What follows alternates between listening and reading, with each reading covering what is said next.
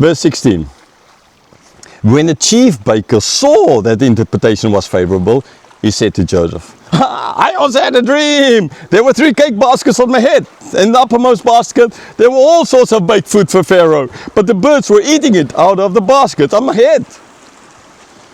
Okay, I'm reading this with an excited voice because I think you can put yourself in the shoes of this baker here. He just heard this this is how the verse starts. Joseph had this very good news to the cupbearer that he will be restored. So since the dream of the cupbearer ended so well, so now therefore he thought that his dream is going to, he was excited. Yes, I have this dream, and I had this, and it's, as well there's three everything involved. This is and the bread and on my head and all of that. It sounds great. It sounds kind of, so that's why I read it with a optimistic kind of a happy kind of a voice. All right, because this is how he felt, or could have felt. I mean, according to the verse, how it started off, how he did feel, as if, yes, his dream is going to have a good outcome as well. Yeah, let's see if it is going to have a good outcome. So the birds eating everything out of the basket. Again, it sounds like as if, but it's not Pharaoh eating it out, it's birds eating it out there. And again, we might think, oh man, Joseph doesn't need God to interpret this dream. We can understand there, the guy was giving to Pharaoh, here birds eating. That doesn't sound very good. Okay, now again, it's just simple because I explained already, we know the answer. But this could have meant something differently. Birds could have been a sign of other members of Pharaoh's important ministers, for example, right? And they picking out this out of his head, kind of like they're picking his head for knowledge or for advice, for wisdom. I mean, this could have meant this, right? So don't just because birds and whatever and this and the picking is because you know the answer, we know the answer, therefore we draw that conclusion. It could have meant something differently. If it meant something differently as it was written, we would have just had that thought in our mind. Okay? It's like I always say, you know, we as humans have one nose, two ears, well, in general, 2 eyes, kind of idea, mouth. And we can't imagine ourselves, humans, walking about 3, 4, 5 eyes, or a face full of eyes, Picasso kind of face, and that seems just not right. Okay, but if our faces looked like Picasso's drawings, right? Later on in his life, his drawings, then that would have been normal to us. Then a face like we have now, we would have like I mean, if we wanted to draw a picture of someone from another planet coming here, or a monster, we would have drawn the faces of the people like our faces now, because our faces would have looked differently. So this is as well. So if you have an interpretation of a dream, you already know the answer. Then you feel this, you know the answer, and this is normal. If we had a different answer, we would have thought that answer is normal. So please, again, okay, understand correctly this. So now Joseph, verse 18, gives the answer. Verse 18. And Joseph answered and said, this is his interpretation. The 3 baskets are 3 days. Okay, it starts well. The other guy, 3 branches, 3 days. Then restored.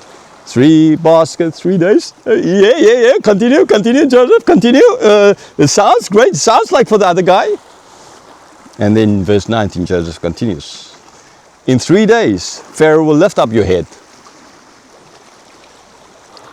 from you and hang you on a tree. And the birds will eat the flesh from you. So it's like, in 3 days, right?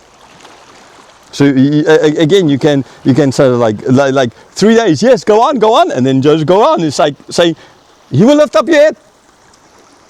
Yeah, go on. I mean, that sounds exactly like the cupbearer. Go on. Tell us more. I mean, soon I will be back in my great house there, eating nice food and stuff, like, you know, all these different breads that I read that there's so many, more than 50 different kinds of bread. So, I mean, they knew how to make bread. Most likely the forefathers of the Russians or the Germans, man, they love their bread. you can find so much bread here in Thailand. Bread is not such a big thing, and you can get different kinds of bread. Man, it's super expensive.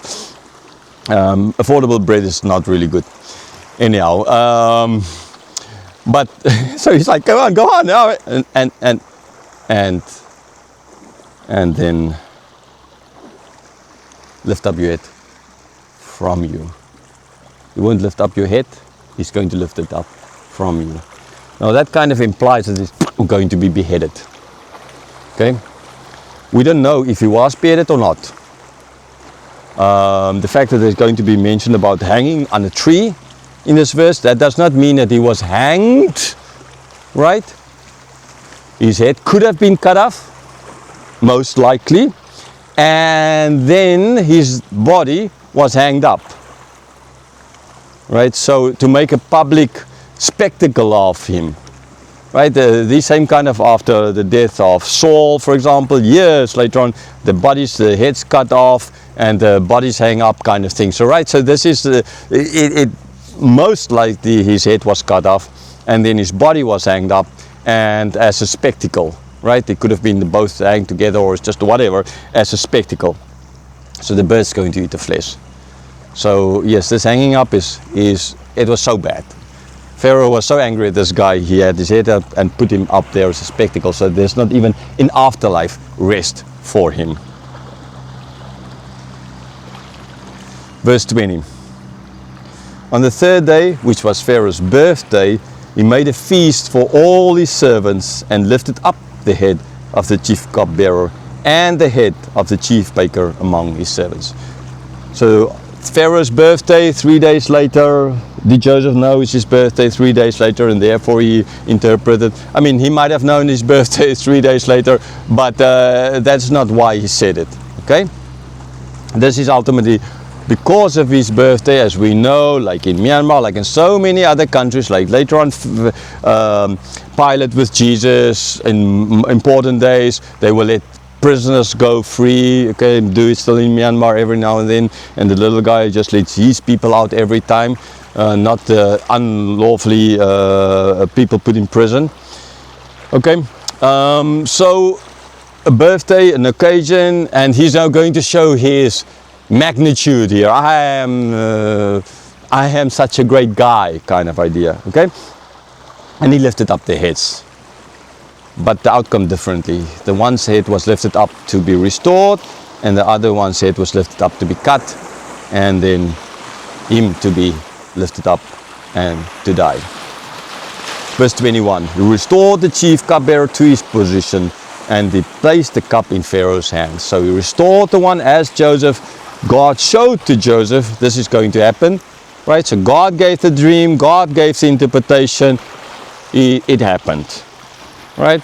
He was restored, he was the one too. He had Pharaoh's ear again. Verse 22, but he hanged the chief baker as Joseph had interpreted to them. Okay, so the chief baker, most likely head cut off, then his body was put up there, or he was just hanged up, doesn't matter.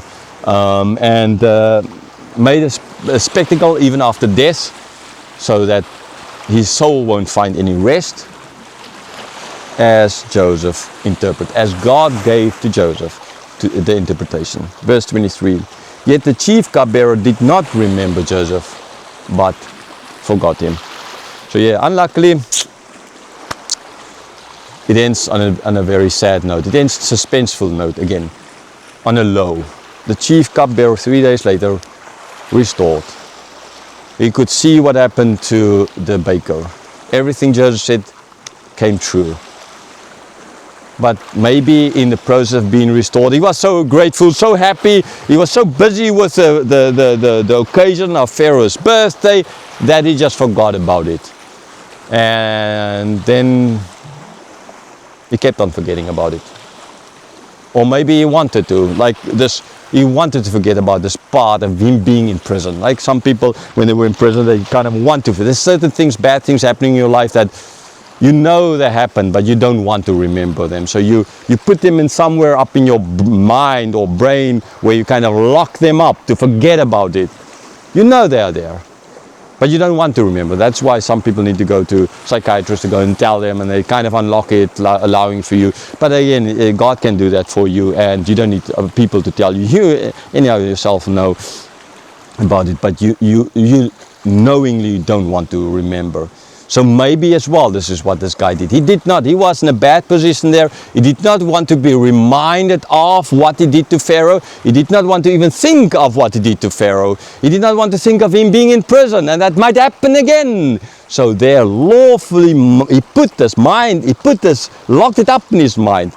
And Joseph was part of that episode. So he locked it up there so as to totally forget about it. So Joseph, the knowledge of Joseph and what happened to him was locked up.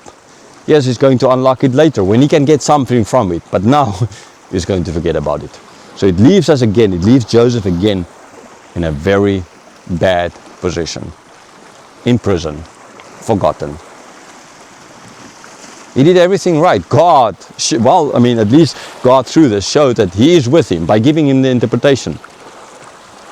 But now the question is, so God, but why? But why? Okay, I'll get back to that part in the conclusion. Thank you. So enjoy the view. The beautiful view. I mean, man, it's really beautiful. Yes, just to getting to here to this part of the island, you really need to want to get here.